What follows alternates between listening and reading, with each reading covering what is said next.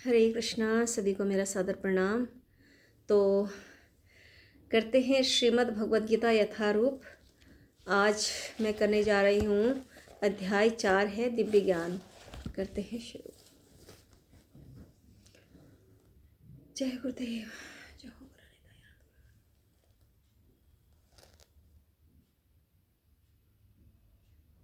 हरे कृष्ण। ओम ज्ञानतिमिरान्धस्य ज्ञानाञ्जनशलाकया चक्षुरुन्मीलितं येन तस्मै श्रीगुरुवे नमः। श्रीचैतन्यमनोभीष्टं स्थापितं येन भूतले स्वयं रूपः कदा मह्यं ददाति सपदान्तिकं। वन्देऽहं श्रीगुरो श्रीयुधपदकमलं श्रीगुरून् वैष्णवांश्च श्रीरूपं साग्रजातं सहगणरघुनाथान्वितं तं सजीवं सावधूतं सावधूतं परिजनसहितं कृष्णचैतन्यदेवं श्रीराधा कृष्णपदान् सहगण ललिता श्रीविशाखान्वितांश्च। हे कृष्ण करुणा सिंधु दीनबंधु जगतपते गोपेश गोपिका कांत राधा कांत नमस्तुते। तप्त कंचन गौरांगी राधे वृंदावनेश्वरी वृषभानुसुते देवी प्रणमामि हरिप्रिये। वाञ्छाकल्पतरुभ्यश्च कृपा सिंधु एव च पतितानां पावनेभ्यो वैष्णवेभ्यो नमो नमः। अनंत कोटि वैष्णव ठाकुर की जय। नमो विष्णुपादाय कृष्णपृष्ठाय भूतले श्रीमते भक्ति वेदांत स्वामिनीति नामिने। नमस्ते सारस्वते देवे गौरवाणी प्रचारिणे निर्विशेष शून्यवादी पाश्चात्य देश तारिणे। जय श्री कृष्ण चैतन्य प्रभु नित्यानंद श्री अद्वैत गदाधर श्रीवासादि गौर भक्त वृंद। हरे कृष्ण कृष्ण कृष्ण हरे हरे हरे राम राम राम हरे हरे। हरे कृष्ण कृष्ण कृष्ण हरे हरे हरे राम राम राम हरे हरे। हरि हरि बोल। श्रीमद् भगवद गीता यथारूप की जय।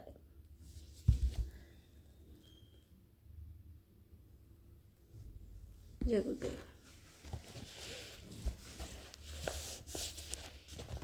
अध्याय 4 है दिव्य ज्ञान। श्री भगवान उवाच इमं विवस्वते योगं प्रोक्तवान् अहम् अव्ययं विवस्वान् मनवे प्राह मनुः इक्ष्वाक्वे अब्रवीत्। भगवान श्री कृष्ण ने कहा, मैंने इस अमर योग विद्या का उपदेश सूर्य देव विवस्वान को दिया और विवस्वान ने मनुष्यों के पिता मनु को उपदेश दिया और इसका उपदेश इक्ष्वाकु को दिया। श्लोक नंबर 2 है।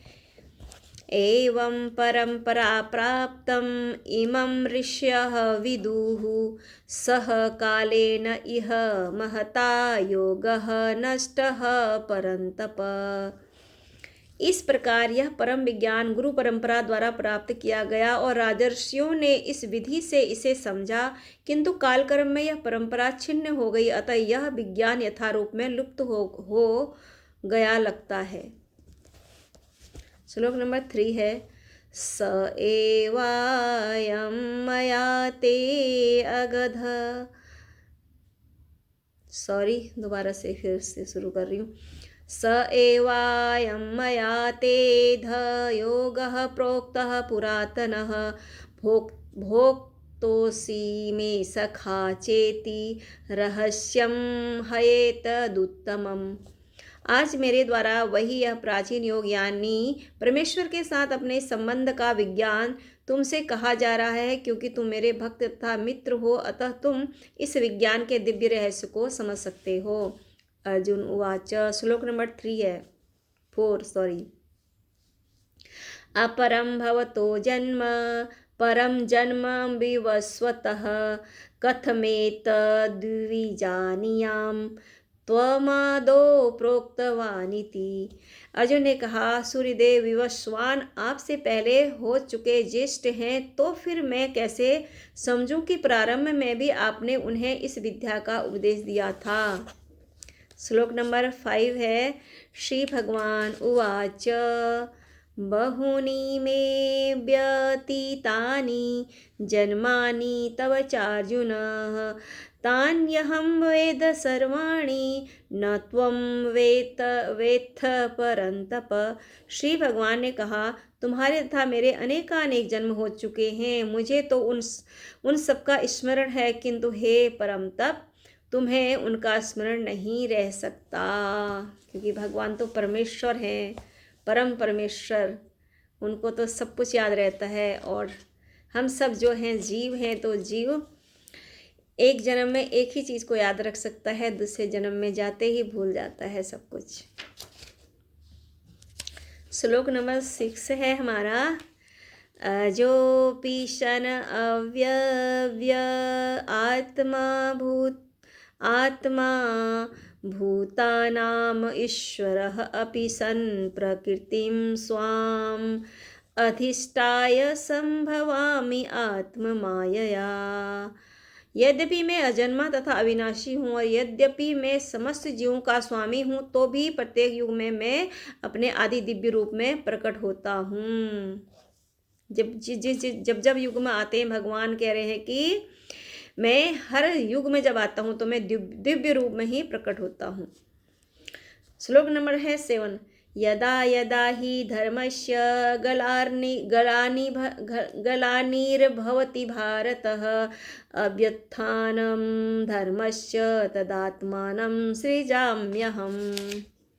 हे भरतवंशी, जब भी और जहाँ भी धर्म का पतन होता है और अधर्म की प्रधानता होने लगती है, तब मैं अवतार लेता हूँ। श्लोक नंबर 8 है, परित्राणाय साधूनां विनाशाय च दुष्कृतां धर्म संस्थापनार्थाय संभवामि युगे युगे। भक्तों का उद्धार करने, दुष्टों का विनाश करने तथा धर्म की फिर से स्थापना करने के लिए मैं हर युग में प्रकट होता हूँ।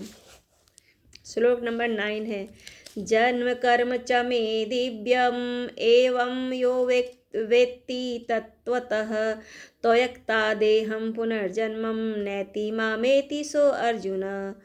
हे अर्जुन, जो मेरे आविर्भाव तथा कर्मों की दिव्य प्रकृति को जानता है, वह इस शरीर को छोड़ने पर भी इस भौतिक संसार में पुनः जन्म नहीं लेता, अपितु मेरे सनातन धाम को प्राप्त होता है।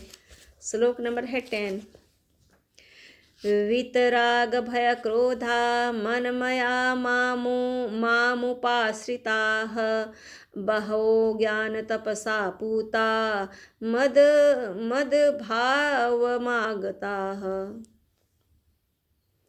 आसक्ति, भय तथा क्रोध से मुक्त होकर, मुझ में पूर्णतया तन्मय होकर और मेरी शरण में आकर बहुत से व्यक्ति भूत काल में मेरे ज्ञान से पवित्र हो चुके हैं। इस प्रकार मैं उन सबों ने मेरे प्रति दिव्य प्रेम को प्राप्त किया है।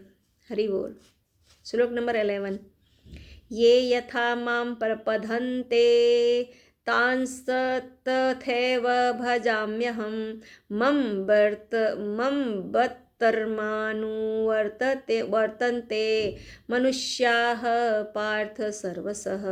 जिस भाव से सारे लोग मेरी शरण ग्रहण करते हैं, उसी के अनुरूप मैं उन्हें फल देता हूँ।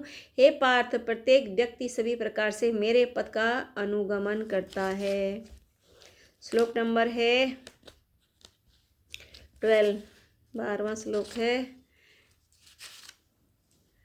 कांक्षतः कर्मणां सिद्धिं यजन्त इह देवता क्षिप्रं हि मानुषे लोके सिद्धिर्भवति कर्मजा।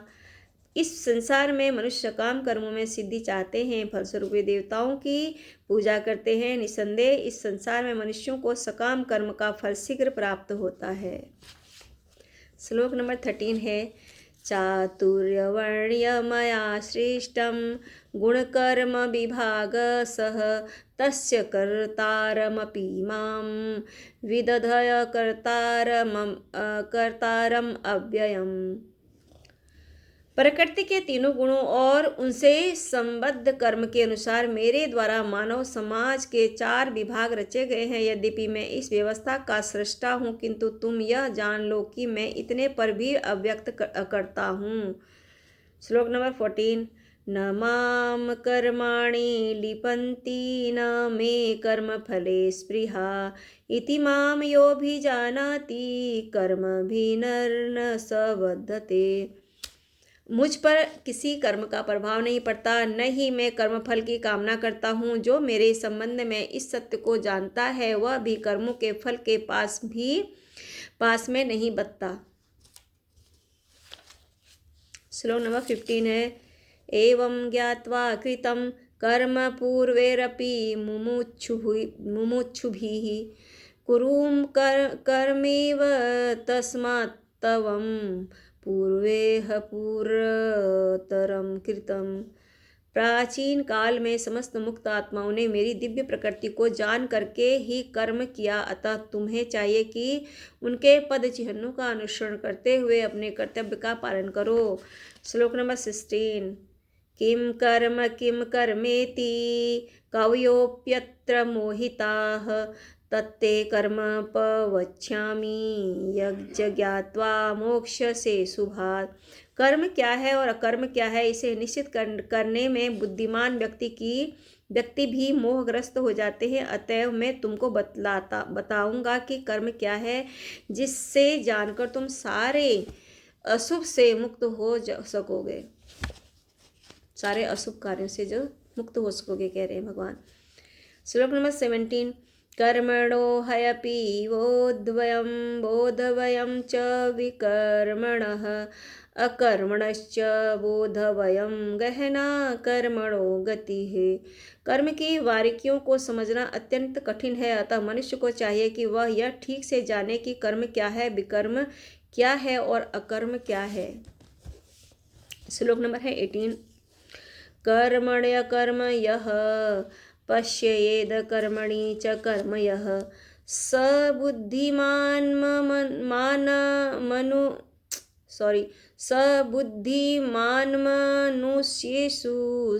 मनुष्येषु स युक्त कृत्स कर्म कृत। जो मनुष्य कर्म में अकर्म और अकर्म में कर्म देखता है वह सभी मनुष्यों में बुद्धिमान है और सब प्रकार से कर्मों में प्रवृत्त रहकर भी दिव्य स्थिति में रहता है।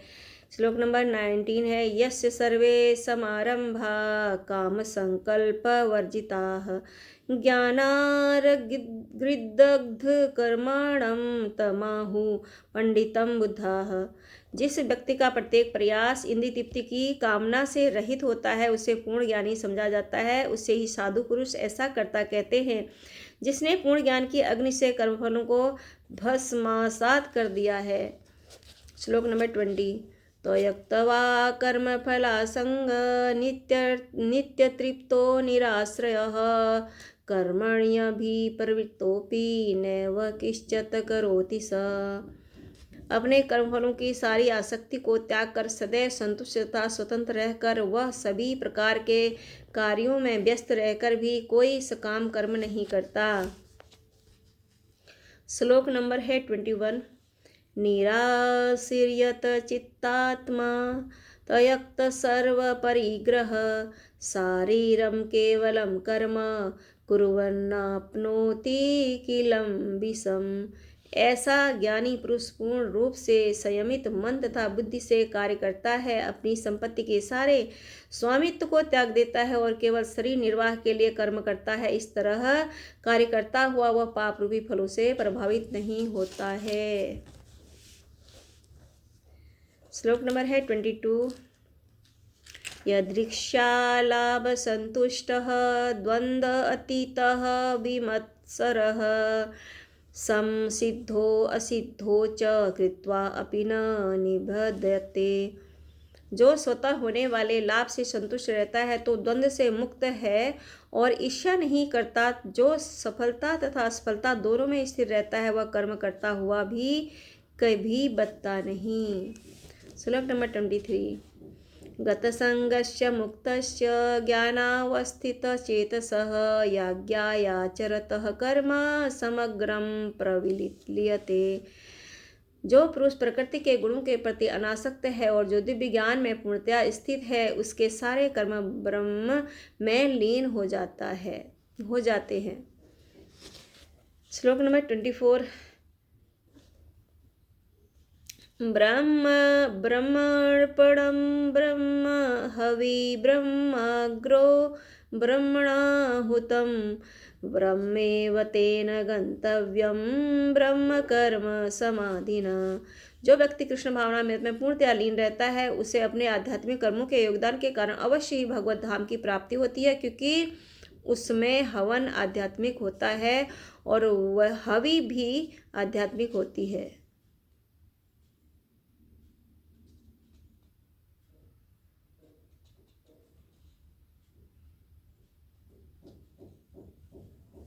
सॉरी, इस श्लोक में ना मेरे से थोड़ा मिस्टेक हो गया है। इसमें स्टार्टिंग में ना ये दोबारा मैं इस श्लोक को कर रही हूँ, 24 श्लोक को। इसमें है ब्रह्मार्पणम, ब्रह्मापणम में ब्रह्मपणम मैं बोल गई, मुझसे गलती हो गई।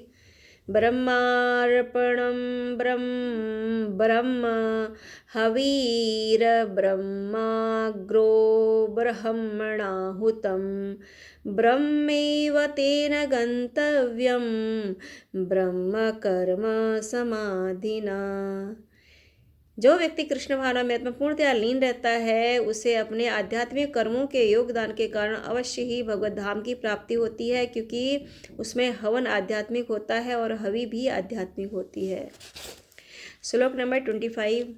देवम एवापरे यज्ञम योगिनः पर्युपासिते ब्रह्माग्रावपरे यज्ञम यज्ञेनेवोपजुह्यति। कुछ योगी विभिन्न प्रकार के यज्ञों द्वारा देवताओं की भली भांति पूजा करते हैं और कुछ पर ब्रह्मा रूपी अग्नि में आहुति डालते हैं। श्लोक नंबर 26। श्रोतादीनीन्द्रियाण्यन्ये संयमाग्निषु जुह्वति शब्दादीन् विषयानन्य इंद्रियाग्निषु जुह्वति। इनमें से कुछ विशुद्ध ब्रह्मचारी श्रवणादि क्रियाओं तथा इंद्रियों को मन की नियंत्रण रूपी अग्नि में स्वाहा कर देते हैं, तो दूसरे लोग नियमित गृहस्थ इंद्र विषयों को इंद्रियों की अग्नि में स्वाहा कर देते हैं। श्लोक नंबर है 27। सर्वाणि इंद्रकर्माणि प्राणकर्माणि चापरे आत्मसंयम योगाग्रो जुहति ज्ञानदीपिते। दूसरे जो मन तथा इंद्रियों को बस में करके आत्म साक्षात्कार करना चाहते हैं, संपूर्ण इंद्रियों तथा प्राण वायु के कार्यों को संयमित मन रूपी अग्नि में आहुति कर देते हैं। श्लोक नंबर है 28। द्रव्य यज्ञ तपः यज्ञ योग यज्ञ तथा अपरे स्वाध्याय ज्ञान यज्ञ च यतयः संसितवत्राः। कठोर व्रत अंगीकार करके कुछ लोग अपनी संपत्ति का त्याग करके कुछ कठिन तपस्या द्वारा, कुछ अष्टांग योग पद्धति के अभ्यास द्वारा अथवा दिव्य ज्ञान में उन्नति करने के लिए वेदों के अध्ययन द्वारा प्रबुद्ध बनते हैं। श्लोक नंबर है 29। अपाने जुहति प्राणम प्राणे पानम तथा परे प्राणापानगतिरुद्धवा प्राणायाम परायणाः अपरे नियताहाराः प्राणान् प्राणेषु जुह्यति। अन्य लोग भी हैं जो समाधि में रहने के लिए श्वास को रोके रहते हैं, प्राणायाम के अपान में प्राण को और प्राण में अपान को रोकने का अभ्यास करते हैं और अंत में प्राण अपान को रोककर समाधि में रहते हैं। अन्य योगी कम भोजन करके प्राण में ही आहुति देते हैं। श्लोक नंबर है 30। सर्वे पयेते यज्ञविदो यज्ञ पित कल्मषाः यज्ञशिष्टामृतभुजो यान्ति ब्रह्म सनातनम। ये सभी यज्ञ करने वाले यज्ञों का अर्थ जानने के कारण पाप कर्मों से मुक्त हो जाते हैं और यज्ञों के फल रूपी अमृत को चखकर परम दिव्य आकाश की ओर बढ़ते जाते हैं। श्लोक नंबर 31। 1 है, बहुत छोटा सा। नायं लोको सत्ययज्ञस्य कुतोऽन्यः कुरु सत्तम। हे कुरुश्रेष्ठ, जब यज्ञ के बिना मनुष्य इस लोक में या इस जीवन में ही सुखपूर्वक नहीं रह सकता तो फिर अगले जन्म में कैसे रह सकेगा। श्लोक नंबर है 32। एवं बहुविद्या यज्ञा वितता ब्रह्मणो मुखे कर्म जान विद्धि तान् सर्वानेवं ज्ञात्वा विमोक्ष्यसे। ये विभिन्न प्रकार के यज्ञ वेद सम्मत है और ये सभी विभिन्न प्रकार के कर्मों में उत्पन्न है। इन्हें इस रूप में जानने पर तुम मुक्त हो जाओगे। श्लोक नंबर 33। श्रेयान द्रव्यमयात् यज्ञात् ज्ञान यज्ञ परन्तप सर्वं कर्म अखिलं पार्थ ज्ञाने परिसमाप्यते। हे परमतप, द्रव्य यज्ञ से ज्ञान यज्ञ श्रेष्ठ है। हे पार्थ, अंत तो गत्वा सारे कर्म यज्ञों का अवसान दिव्य ज्ञान में होता है। श्लोक नंबर 34।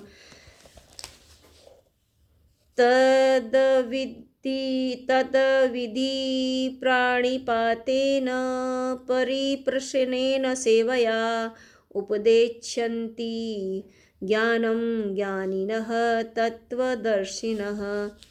तुम गुरु के पास जाकर सत्य को जानने का प्रयास करो, उनसे विनीत होकर जिज्ञासा करो और उनकी सेवा करो। स्वरूप प्रसिद्ध व्यक्ति तुम्हें ज्ञान प्रदान कर सकते हैं क्योंकि उन्होंने सत्य का दर्शन किया है। श्लोक नंबर 35 है। यज्ञ ज्ञात्वा न पुनः मोहम एवं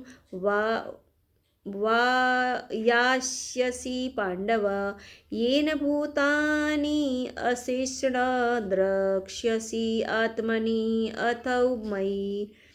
स्वरूप प्रसिद्ध व्यक्ति से वास्तविक ज्ञान प्राप्त कर चुकने पर तुम पुनः कभी ऐसे मोह को प्राप्त नहीं होगे क्योंकि इस ज्ञान के द्वारा तुम देख सकोगे कि सभी जीव परमात्मा के अंश स्वरूप हैं, अर्थात वे सब मेरे हैं। श्लोक नंबर है 36। अपि चेदसि पापेभ्यः सर्वेभ्यः पापकृतमः सर्वज्ञानाल्पत्वेनैव वृजिनं सन्तरिष्यसि। यदि तुम समस्त पापियों में भी सर्वाधिक पापी समझा जाए तो भी तुम दिव्य ज्ञान रूपी नाव में स्थित होकर दुख सागर को पार करने में समर्थ होगे। श्लोक नंबर 37। यथेधांसि समिद्धोर्गिरिर्भस्म सात कुरुते अर्जुन ज्ञानाग्रिहि सर्वकर्माणि भस्मसात् कुरुते तथा।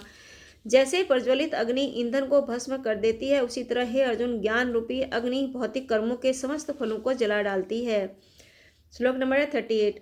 नहि ज्ञानेन सदृशं पवित्रम इह विद्यते तत् स्वयं योग संसिद्धः कालेनात्मनि विन्दति। इस संसार में दिव्य ज्ञान के समान कुछ भी उदात्त तथा शुद्ध नहीं है। ऐसा ज्ञान समस्त योग का परिपक्व फल है। जो व्यक्ति भक्ति में सिद्ध हो जाता है वह यथासंभव अपने अंतर में इस ज्ञान का आस्वादन करता है। श्लोक नंबर 39।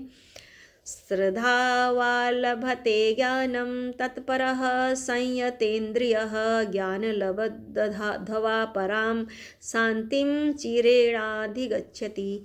जो श्रद्धालु दिव्य ज्ञान में समर्पित है और जिसने इंद्रियों को बस में कर लिया है वह इस ज्ञान को प्राप्त करने का अधिकारी है और इसे प्राप्त करते ही वह तुरंत आध्यात्मिक शांति को प्राप्त होता है। श्लोक नंबर 40। अज्ञ च अश्रद्धान च संशय आत्मा विनश्यति न अयं लोकः अस्ति न परम न सुखम संयम आत्मनः। किंतु जो अज्ञानी तथा श्रद्धा विहीन व्यक्ति शास्त्रों में संदेह करते हैं वे भगवत भावनामृत नहीं प्राप्त करते। भगवत भावनामृत नहीं प्राप्त करते अपितु नीचे गिर जाते हैं। संशय आत्मा के लिए न तो इस लोक में न ही परलोक में कोई सुख है। श्लोक नंबर 41। योग संन्यस्त कर्मणं ज्ञानं संच्छिन्न संशय आत्मवन्तं न कर्माणि निबधन्ति धनंजय। जो व्यक्ति अपने कर्म फलों का परित्याग करते हुए भक्ति करता है और जिसके संशय दिव्य ज्ञान द्वारा विनष्ट हो चुके होते हैं, वही वास्तव में आत्मपरायण है। हे धनंजय, वह कर्मों के बंधन से नहीं बचता। श्लोक नंबर 42। तस्मात् अज्ञान संभूतम हतस्थम ज्ञान असिना आत्मनः छित्त्वा एनं संशयं योगम अतिष्ठ उत्तिष्ठ भारत। अतः तुम्हारे हृदय में अज्ञान के कारण जो संशय उठे हैं, उन्हें ज्ञान रूपी शस्त्र से काट डालो। हे भारत, तुम योग से समन्वित होकर खड़े हो और युद्ध करो। इस प्रकार श्रीमद् भगवद गीता के 4th अध्याय दिव्य ज्ञान का भक्ति वेदांत तात्पर्य पूर्ण हुआ। हरे कृष्ण कृष्ण कृष्ण हरे हरे, हरे राम राम राम हरे हरे, हरे कृष्ण कृष्ण कृष्ण हरे हरे, हरे राम राम राम हरे हरे। हरि हरि बोल। हरे कृष्णा। सभी को मेरा सादर प्रणाम।